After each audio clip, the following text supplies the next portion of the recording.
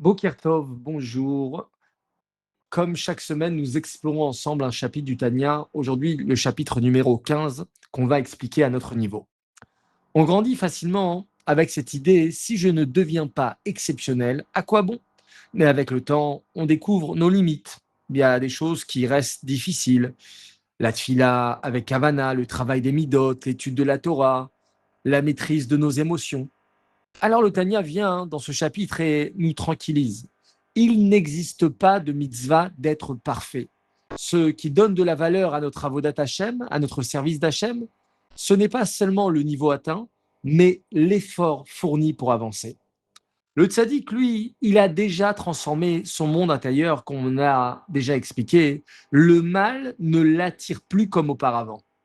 Mais le tzaddik est un niveau, comme on a expliqué, auquel il faut aspirer, mais ce n'est pas notre travail quotidien. Notre travail quotidien, c'est celui du Benoni, le Oved Elohim, celui qui sert à Kadosh Baruch Hu, celui qui est encore au milieu du combat.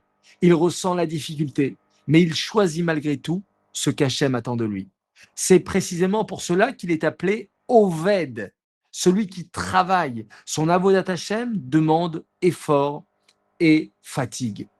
La Gemara distingue celui qui répétait autrefois son étude 100 fois. À l'époque, il n'avait pas de livre, et donc il devait répéter et répéter et répéter, faire chazara de l'étude 100 fois. Et il y avait des personnes qui révisaient et qui répétaient 101 fois. Et on disait que ces personnes-là étaient des chassidim. Pourquoi le fait de répéter une fois de plus, on atteint ce niveau de chassid? Pourquoi cette fois supplémentaire change-t-elle tout? Parce que les 100 premières peuvent correspondre à mon fonctionnement habituel. C'est normal, tout le monde le fait. Tout le monde fait 100 fois. La 101e fois, c'est sortir de mon habitude. C'est précisément là que commence la avoda. Faire un petit peu plus, le plus petit pas possible.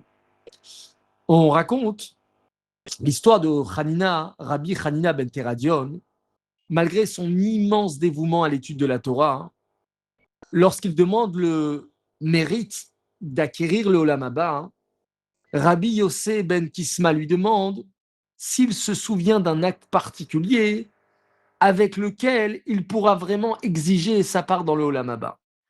Et Rabbi Hanina ben Teradion, il raconte qu'un jour, il avait un doute sur une somme d'argent. Est-ce qu'elle était destinée à la tzedaka ou c'était une somme d'argent qui lui appartenait? Il choisit de la donner entièrement à la tzedaka. On pourrait se dire, mais il étudie la Torah jour et nuit.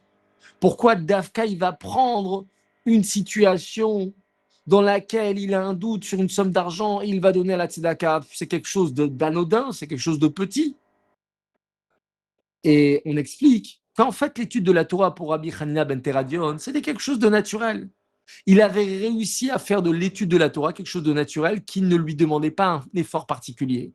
Par contre, là, à ce niveau de la tzedaka, il aurait pu garder la somme pour lui, il aurait pu se dire, bon, je fais moitié-moitié, il donne tout à la tzedaka, c'est par cette mitzvah particulière qu'il dit, voilà, je mérite l'olam haba. On peut également rappeler deux chemins dans la Avodat Hashem. Celui qui est représenté, on peut prendre les modèles de Rachel et Léa.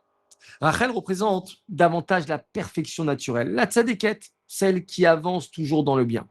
Léa représente le combat, elle pleure, elle lutte, elle transforme, elle symbolise celui qui peut tomber, mais qui se relève et recommence.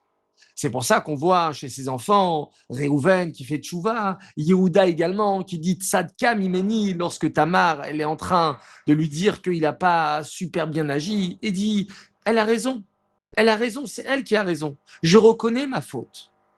L'idée du Tanya dans ce chapitre, c'est l'investissement, c'est l'effort, c'est sortir de nos limites. Mais pas forcément de changer de rien en tout. Non, c'est d'avancer toujours sur cette idée un petit pas de plus. Comme une personne était venue voir le rabbi et qui lui demande comment on peut se dire chassid du rabbi. Et le rabbi qui répond, celui qui le soir se dit, j'ai fait un petit pas de plus que la veille, alors lui c'est mon chassid. Ça c'est un Benoni, ça c'est un Oved Hashem. C'est quelqu'un qui est toujours dans l'investissement, dans l'effort, dans le cheminement pour se rapprocher un petit peu plus d'Akadosh Baruch Hu. Ça, c'est véritablement l'idée de la Teshuvah, Tashuv, qui est à chaque fois, on se rapproche de plus en plus de Akadosh Baruch Hu. Voilà que par le mérite de cette étude, on puisse s'imprégner de notre travail quotidien, de notre service d'Akadosh Baruch Hu et de faire du mieux possible.